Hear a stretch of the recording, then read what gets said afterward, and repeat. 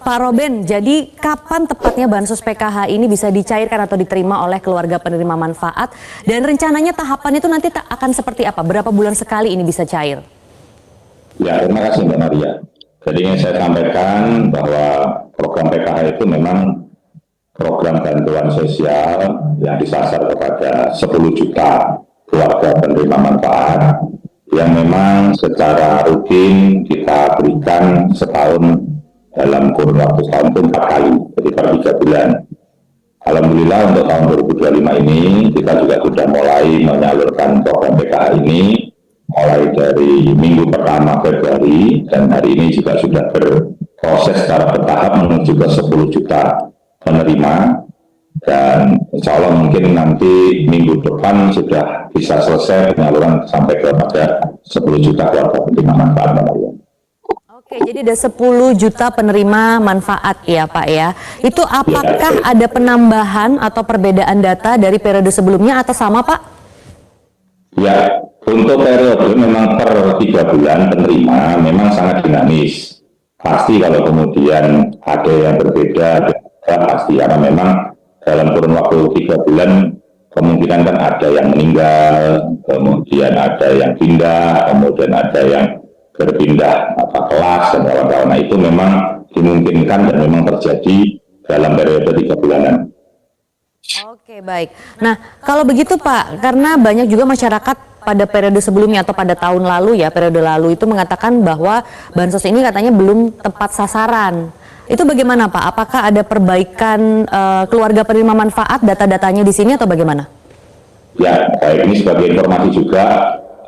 Terima kasih teman-teman Metro sudah memfasilitasi. Jadi untuk mengatasi ketidaktepatan sasaran dan kawan-kawan, Bapak Presiden memberikan arahan kepada Pak Menteri dan seluruh jajaran untuk kemudian memang kita menyatukan data. Selama ini kan data masing-masing kementerian lembaga itu memang ada sendiri-sendiri, dan memang kalau kemudian dikatakan itu posisinya baik atau tidak, pasti kemudian masih banyak kekurangan. Nah, untuk itu kita sekarang sudah menggabungkan data-data yang ada, terutama 3 data besar yang dimiliki Kementerian Sosial dalam bentuk DPKS, kemudian teman-teman di Kementerian Koordinator PM, data P3KE, kemudian di data di Bapenas Sosek.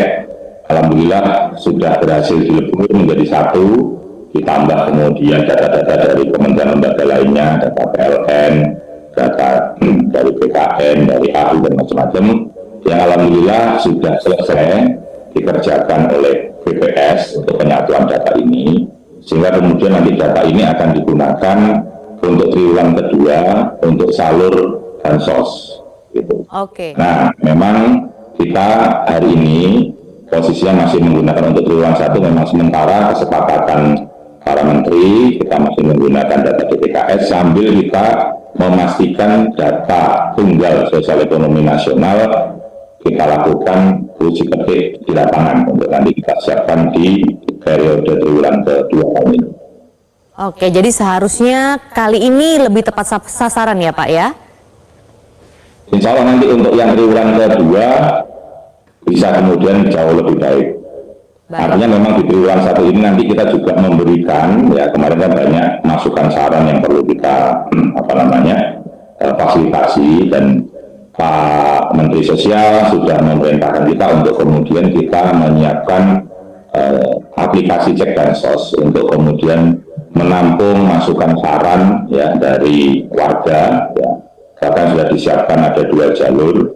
Itu jalur formal dan kemudian jalur partisipasi. Jalur formal adalah jalur yang memang kita sesuaikan dengan Perpres, di mana posisinya dimulai dari usulan RT RW, kemudian dibawa naik kepada musyawarah desa dan kelurahan, kemudian diproses di dinas sosial dan kawan-kawan, sampai kemudian ditetapkan oleh kepala daerah masing-masing. Nah, namun di luar itu Pak Menteri Sosial memberikan jalur fasilitatif untuk warga yang merasa mungkin tidak puas atau merasa ingin mengusulkan atau menyanggah, itu melalui jalur fasilitatif, melalui aplikasi cek bansos, di mana nanti semua warga negara bisa mengusulkan dan menyanggah Jadi nanti mekanismenya bisa di-entry seperti tadi yang Mbak Maria jelaskan di dalam paparan sebelum tadi kami masuk. Kira-kira begitu. Jadi tidak perlu masuk di DTKS ya Pak ya? Kalau yang merasa misalnya seharusnya dia bisa mendapatkan bansos ini tapi ternyata belum masuk, itu tidak perlu melalui tahapan-tahapan masuk ke DTKS tadi? Langsung bisa saja datang begitu atau bagaimana? Tetap harus masuk, tetap wajib masuk di DTKS. Ini adalah tadi yang saya jelaskan tadi, dua jalur tadi adalah jalur mekanisme supaya kemudian KPM bisa menerima. Jadi memang harus diusulkan ya. Tapi kita mempermudah dari jalur-jalur partisipasi tadi, kita mempermudah untuk bisa kemudian diusulkan melalui aplikasi. Karena kemungkinan ada yang menyanggah, ada yang mengusulkan baik itu dirinya sendiri atau orang lain gitu kira-kira. Tapi mekanismenya tetap sama. Bahwa semua penerima bansos PKH harus terdata di dalam DTKS untuk yang triwulan 1. Baik. Baik, Pak Roben, yang ini juga kami konfirmasi, kan dikatakan bahwa keluarga penerima manfaat dari bansos PKH ini adalah yang berpenghasilan rendah. Nah itu berpenghasilan rendah itu tolak ukurnya bagaimana ya Pak ya? Ya, jadi pengeluaran, jadi kalau kemudian tolak ukurnya miskin itu sebetulnya adalah kurang lebih satu orang dalam keluarga itu berpenghasilan kurang lebih di bawah Rp450.000. Jadi kalau misalkan satu keluarga itu kita anggap posisinya 4 orang itu kurang lebih angka garis kemiskinan itu pengeluarannya di 1.994.000 kurang lebih segitu. Kalau kemudian di bawah itu masuk kategori yang bersangkutan miskin. Itu kira-kira Mbak Maria. Baik, nah kalau misalnya Pak, tadi kan ada kategori-kategorinya juga ya, ada kategori balita, kemudian ibu hamil, lansia dan lain sebagainya. Kalau dalam satu keluarga itu mencakup lebih dari satu kategori, itu apakah juga bisa mendapatkan Pak? Padahal satu keluarga misalnya. Bisa. Jadi memang ini agak unik, bansos PKH ini memang salah satu bansos yang bersyarat, artinya bahwa tidak diterimanya tidak model lamsam, tapi kemudian sesuai dengan komponen yang tersedia di dalam keluarga. Jadi kalau misalkan dalam satu keluarga itu ada kemudian balita, kemudian ada ibu hamil, ada kemudian anak sekolah, kemudian ada lansia, ya menerima sesuai komponen yang ada.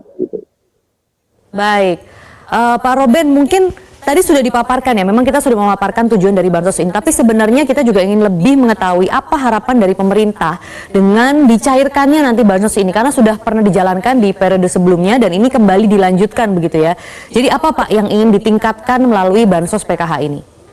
Ya, sebetulnya kan bansos PKH ini kan sudah cukup lama dan memang ini salah satu program unggulan prioritas yang memang diberikan oleh pemerintah dalam rangka kita memutus mata rantai kemiskinan melalui keluarga.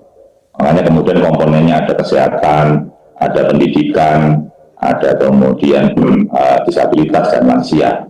Harapannya memang selama ini kan program-program yang lainnya kan sudah sebetulnya membantu, contoh misalkan di program pendidikan anak-anak kita ini kan secara prinsip sebetulnya sudah di-cover ya dengan Polda, BOS, dan kawan-kawan untuk kemudian sekolah secara prinsip kan sudah gratis gitu. Tapi kemudian melalui bantuan PKH ini kita memberikan juga bantuan untuk mensupport ya pemenuhan kebutuhan pendidikan lainnya di luar yang memang sudah saya sampaikan tadi, contoh misalkan untuk dia berangkat dari rumah menuju ke sekolah, kemudian untuk yang lain-lainnya, termasuk juga misal untuk ibu-ibu hamil digunakan untuk menambah nutrisi di rumah untuk perkembangan janin dan gitu. Sehingga harapannya nanti mata rantai kemiskinan ini bisa kita putus karena akses untuk pendidikan dan kesehatannya bisa dibantu melalui bantuan sosial PKH ini. Kira-kira begitu Pak Maria. Baik, terakhir mungkin Pak juga bisa singkat apa evaluasi yang dicatat oleh Kementerian Sosial terkait bantuan bansos PKH ini periode sebelumnya sama yang coba ditingkatkan di periode kali ini? Ya, tapi seperti yang tadi disampaikan awal, yang ingin kita tingkatkan adalah ketepatan sasaran penerima bansos ini. Makanya kemudian Kementerian Sosial melakukan berbagai cara, berbagai metode untuk kemudian kita mengurangi ketidaktepatan sasaran bantuan yang kita berikan kepada penerima. Ya, melalui tadi salah satunya kita menyiapkan cek bansos, kemudian yang paling utama adalah hari ini kita mungkin dalam sejarah pertama kali kita punya data tunggal sosial ekonomi secara nasional. Artinya di dalamnya ada 258 juta warga yang memang nanti ada pemeringkatannya, jadi mulai dari yang paling bawah sampai paling atas nanti akan terlihat dan profilnya akan bisa lihat, dan itu nanti akan digunakan oleh semua kementerian lembaga dan Pemda untuk memberikan bantuan dan intervensi agar apa yang menjadi cita-cita Bapak Presiden dalam Asta-Citanya, khususnya Asta-Cita yang ke-6 tentang pemberantasan kemiskinan bisa kita capai, Pak Maria.